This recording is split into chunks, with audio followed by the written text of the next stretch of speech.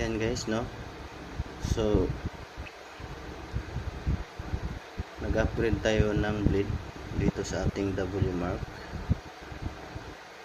na si NG115. Pinalitan ko siya guys ng mid-show Tifer yung blade niya. Ayan. So mas malakas na siya doon sa M10. Mas malakas na yung motor niya guys, kasi naka-ceramic pala to guys sa taas, hindi pala yan bakal, kaya pala hindi nag-iinit yung ating bleed na mid-show.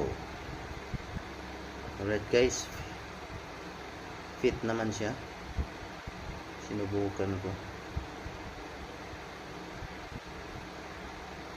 hindi siya maingay guys. Oh,